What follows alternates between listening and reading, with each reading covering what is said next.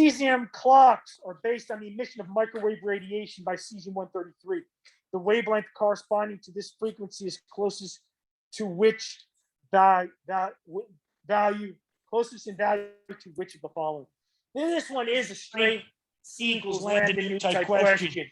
I don't think there's anything like this on your exam. The ones I asked for had to do with E equals H nu.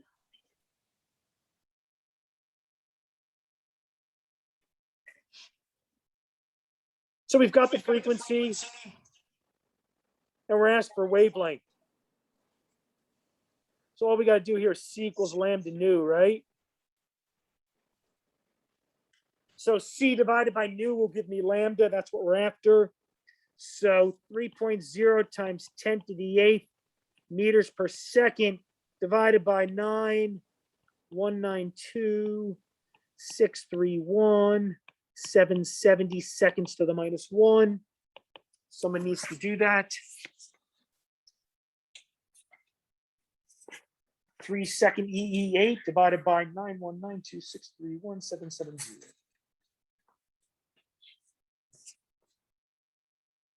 All the answers are one significant figure.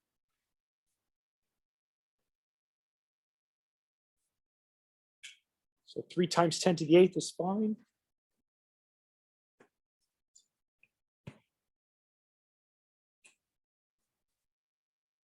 I can sit here all day. If you guys want to get through the review sheet, I need some people calculating this. That's all we need, 0.03, because they're all one sig fig. That's meters. So the question, what's the correct answer then? What? B as in boy, right? That's the correct answer, 3 centimeters. Let's move it over 2 places. There's 100 centimeters in a meter. That's 3 centimeters. All the rest are wrong. Question.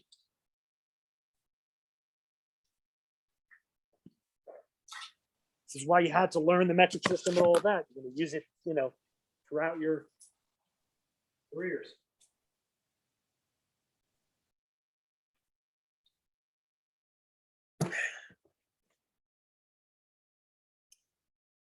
This is more like what's on your exam. What is the energy in joules of a 5.415 114.5 nanometer photon emitted by an argon ion laser? Okay, well, we know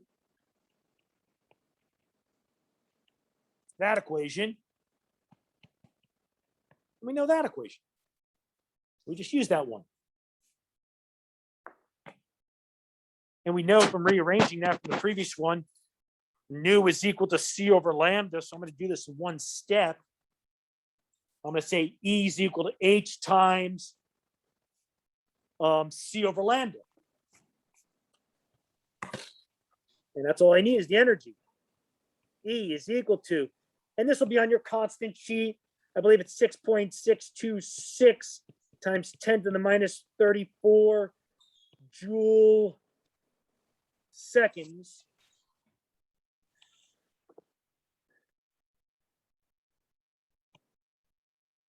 times C, 3.0 times 10 to the 8th meters per second divided by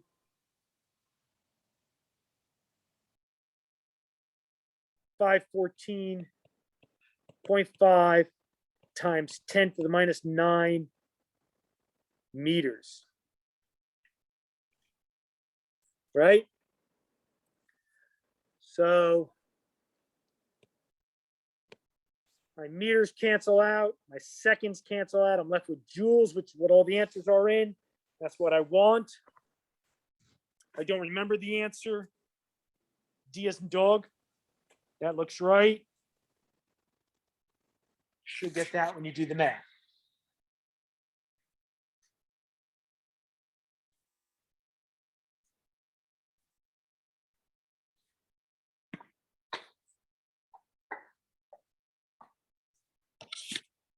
Questions?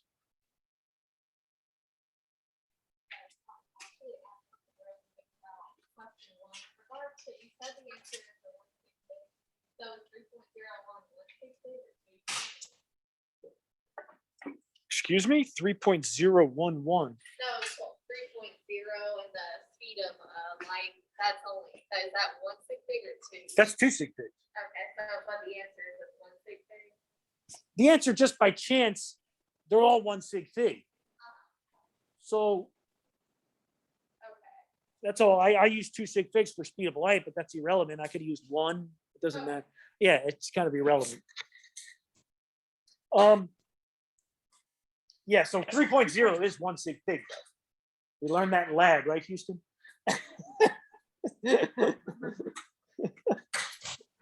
All right.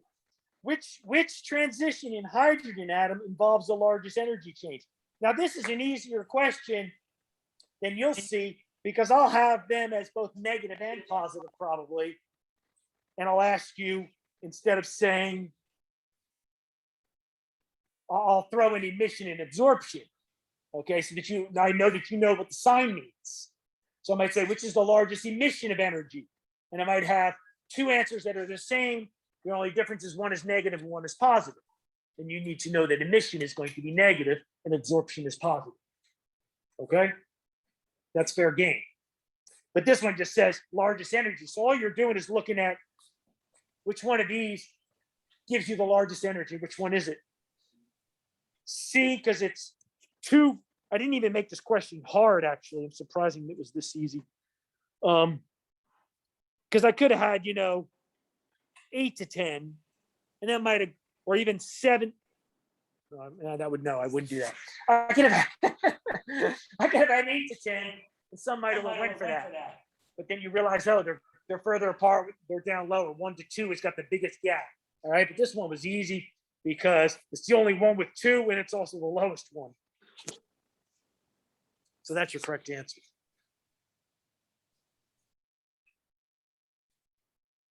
Which statement below regarding the Bohr model of the atom is false? Anybody? D as in dog. So Andrew says D. Agree? Megan agrees. They would be correct. Houston agrees. No, there's no zero energy. Look at the equation. The original equation is not the change in energy, it's the energy. It's the constant times 1 over n squared. Okay, you put a 1 in there, the energy is the constant for the electron in the ground state. Remember the equation? So it doesn't show it on the outline. The outline shows the transition. But the original equation by Bohr was just E is equal to 1 over n squared, not the transition, right? That's the original Bohr equation before the transition. So obviously, if n is 1, the energy is negative 2.178 times 10 to the minus 18. Negative energy, right? That's the way they do it. We talked about that. You've got to put energy in to remove it. So it's definitely not 0. So that is the correct that is the correct answer, and Andrew is correct. Questions?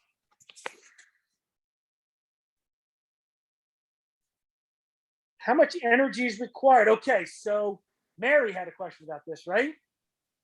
And so did someone else. I had a couple emails. Mary was the first, but a couple other people emailed me too after that, I think, about the question on smart work. And smart work varies them from person to person sometimes. So it might have been different for different people in terms of what the n initial was. But the question was how much energy it takes to ionize the electron in the hydrogen atom. And I know some people saw n equals 4, some people saw something else. So the question is, how do you do that? How do you do that math when ionized is basically n is infinity, right? So here's the equation again. Go back to this.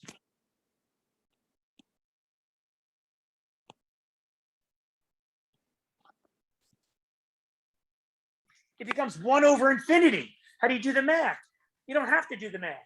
1 over infinity is incredibly small, right? Think about 1 over a billion, 1 over 10 to the 20th, right? The number gets super, super, super small. So basically, effectively, it is 0 minus, and if n is 2, it's 1 over a half. becomes 0 minus 1 over 2, or actually 1 over 2 squared. Right? So you're just going to be multiplying a negative 1 over 0.25 times the negative 2.18. That's your answer. So keep in mind that as n gets larger, this number gets smaller, which is what you would expect. When n is 1, you're ionizing it from the ground state. That's the most amount of energy. That means it's going to be negative. It's going to be 2.1 times 10 to the 78, 10 to the negative 18 joules to get that electron off the hydrogen atom in the 1s orbital. As n increases, this number becomes smaller, 1 over 2, 1 over 4, right? So the energy magnitude gets smaller and smaller, which makes sense. The electron's getting further and further from the nucleus, the energy gets smaller. So you just treat it as 1 over infinity, as 0, that's all. So the math becomes very easy. You just multiply this, and if it's 1, it's nothing, you don't have to do anything, it's just 1 times that, it's the constant. But if it's 1 over, then it's 2, I think n was 4, maybe, what I saw. So it becomes 1/16, a negative 1/16 times this number out here, and that's your answer. Okay? That's what we mean when we say ionize. You completely leave the atom, so n final is infinity. Does that make sense? So what was the question? Oh, okay. How much energy is required to ionize? And this is the ground state, so n is 1. So it's just the 2.178 times 10 to the minus 18 joules, not negative. It's the energy required. So it becomes, the equation becomes 0 minus 1, which is a negative 1. And negative 1 times the negative constant gives you the positive value. It's energy being put in to ionize it, so it's not going to be negative. So it has to absorb that. Okay, well, I understand for that, but when we do it, say, like we're going from N4 to N2, you would just do the same thing. You would just, instead of 0, you have 2. Oh, yeah. So N4 to N2 is just, so you want to go from 4 to 2. So that's an emission. So final is 2, becomes 1 over 2 squared minus 1 over 4 squared. That's all. Just flip it. And of course, this is an emission. This one here, 4 to 2. So it'll be negative because 1 over 4 is smaller in decimal form, right? So that will make that positive, and that makes your answer negative. So that'll give you the emission. You have 1 over 4 versus minus 1 over 16. So you'll wind up with a positive number. And that's what you want, because you multiply a positive number times the negative constant, it gives you a negative value, which is an emission.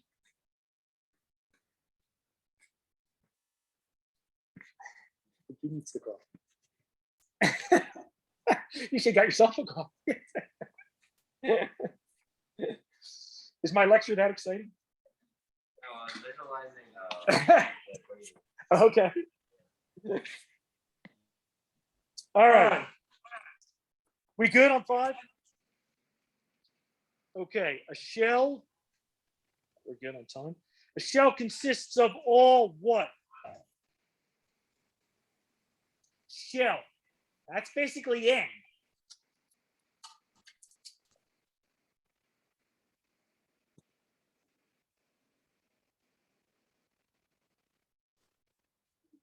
C then, right? It's Andrew's right. It's orbitals with the same principal quantum number. That's it. That's the only thing a shell tells you. The subshell is going to get more specific now. L, we can be more specific and tell you the subshell. ML tells you the orbital. And then MS tells you the actual electron within that orbital because it designates the spin. So it's only N that's the same. How many electrons in an atom can have quantum numbers N equals 4, L equals 1? Careful. Not as easy as it appears.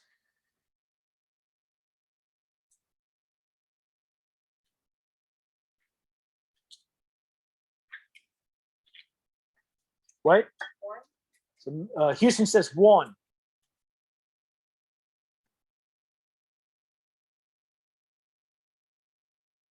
What's that? Mary says 4. Abigail says 6. Abigail, right? Abigail is correct. Why? Well, because n equals 4, L equals 1 is P, right? There are 3 P orbitals. 2 electrons allowed for each one. 6 electrons have the 4-1 designation of N and L. I didn't tell you which orbital. I didn't give you an MS number. If I gave you an MS number of, now it would be 2 electrons, because I've told you the specific p orbital, right? And then if I gave you a, oh, not MS, ML, that should have been ML, sorry. And I give you MS plus a half, that's 1 electron. I've given you exact address for 1 electron. But N and L only tell you the subshell. So that means there's going to be 6 p electrons in the N4L1 subshell. And that's a p subshell. Does that make sense? It's a little tricky in the way you think about it. These are the questions that typically present some problems. People memorize, yeah, that's a valid quantum number, that's not. But then when they actually have to apply it like this, it becomes a little bit more difficult. Questions?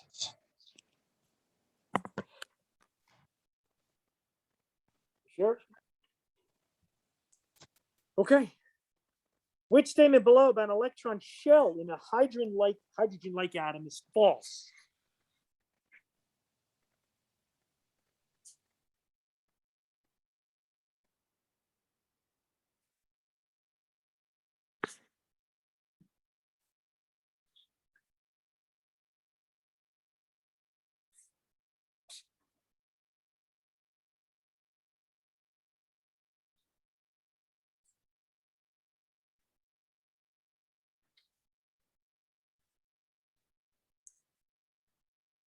Which one can you eliminate definitely? Just give me one, somebody. A, because that's definitely true. Remember, we want false. A is definitely true. Higher shells are at a higher energy. What else can we eliminate? Which one? B as in boy? I don't want to eliminate that one. You're supposed to eliminate B, but I'm reluctant. Let's try C. This principal quantum number is used to specify a shell. Yes, that's the periodic table, periods. That's the energy level. That's the shell. That's true. The size of the shell increases as n increases. Yes. Right? We know that.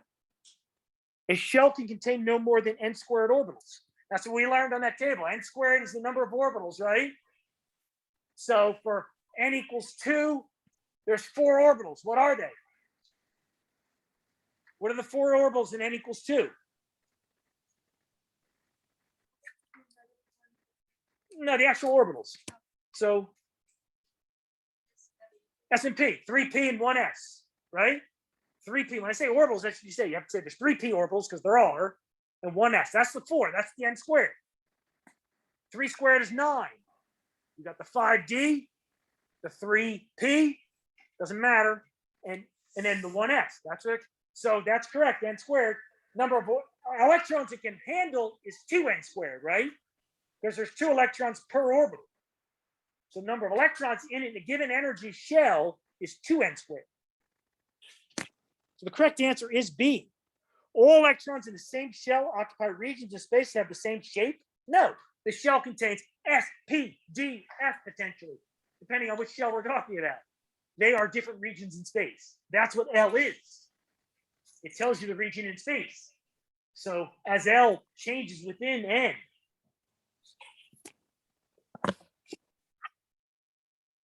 questions?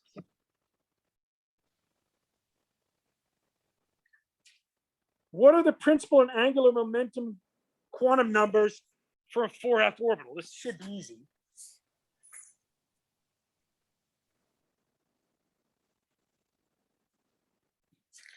S is 0, P is 1, D is 2, F is 3. So what'd you say? C as in Charlie is correct. That's all. Just memorizing what the numbers are, the L numbers are for SPDF. 10. Which set of quantum numbers below is not allowed?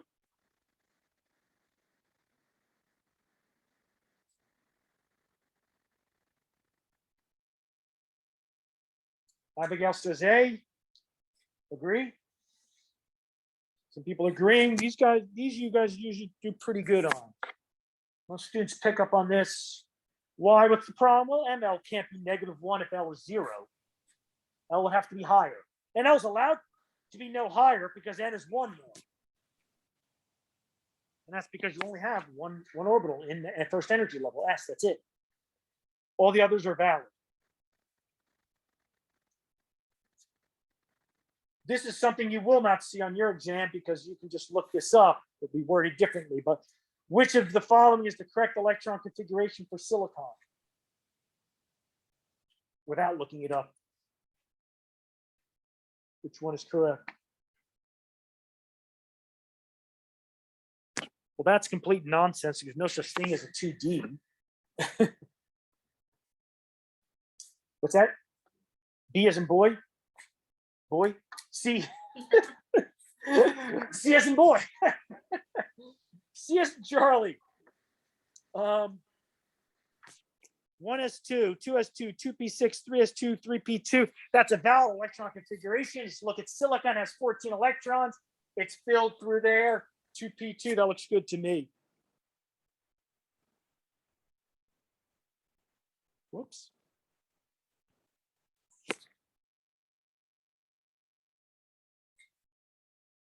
We good? We got a couple chats on this. Think about the next one. It's tough.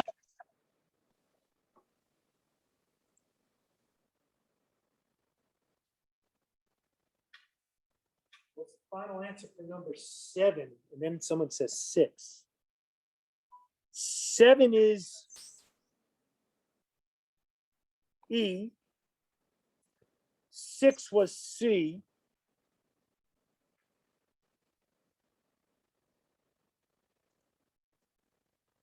Okay.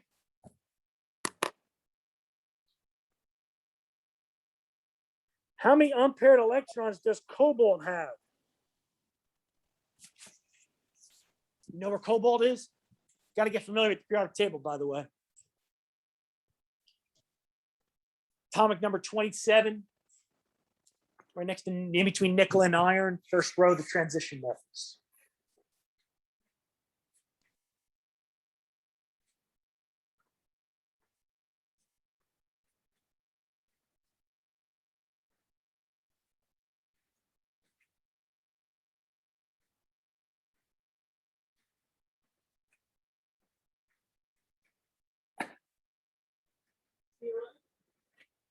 Who said that? 0.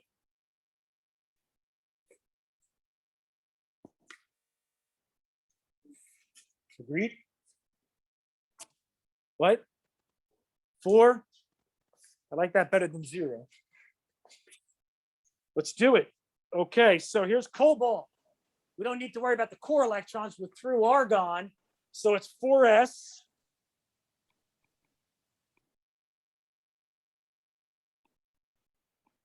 I'm going to do an orbital diagram. It's the best way to do it. Now, this is cobalt. I'm just going to do cobalt. And then we got to figure out where it's going to lose its electrons from.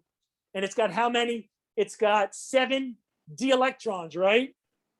1, 2, 3, 4, 5, 6, 7.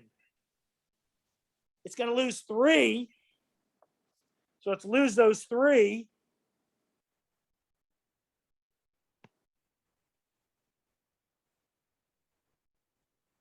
And Houston would be correct. There's now 4 unpaired electrons. It loses the 2 from the S and then 1 of the D. You're left with only 1 paired in the D, and therefore you have 4 unpaired electrons. Orbital diagram's the best way to do these. Just write it out. Fill it. Fill the element. Remember that transition metals lose them from the S first. If the question, this one, it wouldn't matter. If you took them both from the D, you'd get a different answer. You'd wind up with 5 instead of 4. So yeah, you need to know the transition metals lose them from the S first, and then take whatever additional ones from the D and see how many lone ones you have. It's a good question. Really test that you understand not only electron configurations, but how ions are formed of transition metals, and that you understand the spins and the pairing and all that. Questions?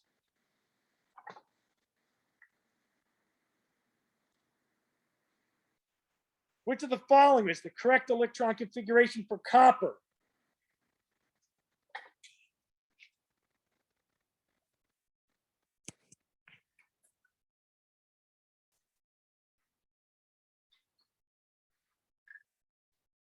It's just straight copper, not the ion.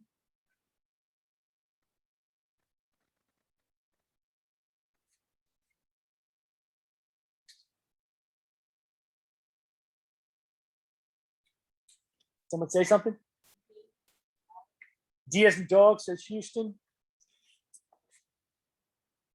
Agree? What's your first name again? I know I've asked you like 8 times. What is it? Hersha? Like with an H? Hersha. Hersha in Houston. The H's have it. D is correct.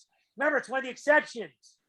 It's got the 4s1 3d10 filled. I didn't have the, there it is there. 4s2 3d9. That's the expected one. Right? We just did this. This is one of the exceptions.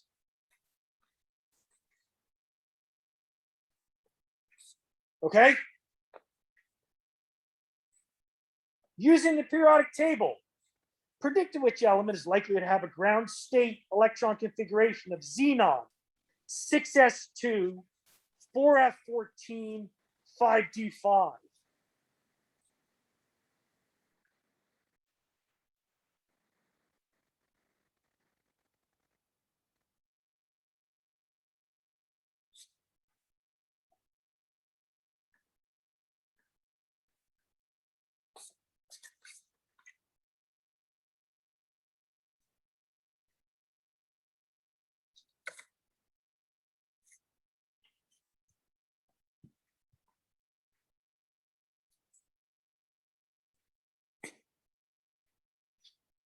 You look at that periodic table, you can get in trouble, remember? So when it says like ground state electron configuration, are you still just Yes. figuring out? Okay. Yeah, well, the reason you got to say that, because sometimes you can have an excited one where the electron, and there might be a question like that. Which one of these would, it might have been on Smart Work, might be on the exam, I can't remember, I saw it somewhere.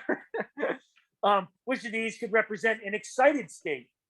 Well, an excited state would have to have something like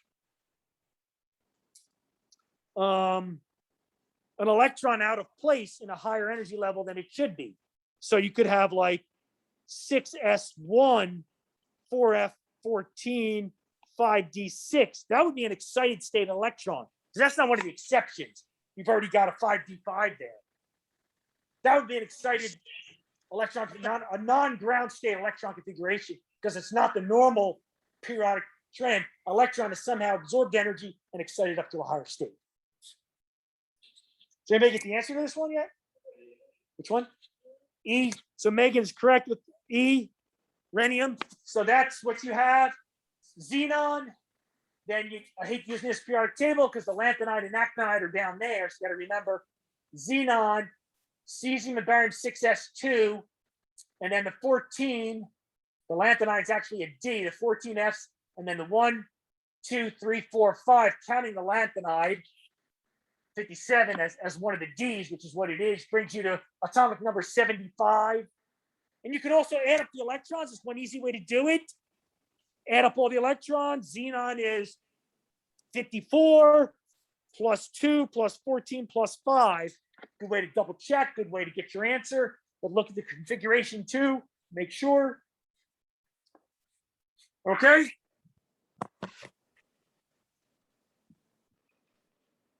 It's good stuff. 2 more. These are the easier ones in terms of like, well, maybe not.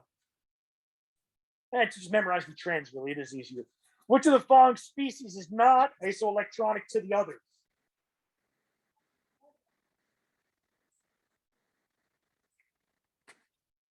It's not C. What's that? E, as in Eric. Why'd you say argon? No, but isoelectronic just means same electron configuration. So chlorine picks up an electron, it's just like argon. Phosphorus picks up 3, it's just like argon. Scandium loses 3, 21 goes back to 18, it's just like argon, right? Just look at the number of electrons. Those all have 18 electrons. Magnesium loses 2, it's got 10. It's isoelectronic with neon, not with argon.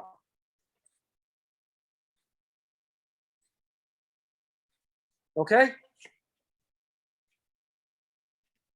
Last one. Which of the following elements would you expect to have the greatest first ionization energy? You won't see one this straightforward on your exam because it's too easy just to look at your table on your book or your periodic table. It'll be worded differently, a little bit more, insightful question. But for this one, A as in bromine is correct. Furthest over and to the right, that's ionization energy. Potassium's way over here, gallium's over there, selenium's over here, germanium's right there, over there, near gallium. So bromine is the correct answer.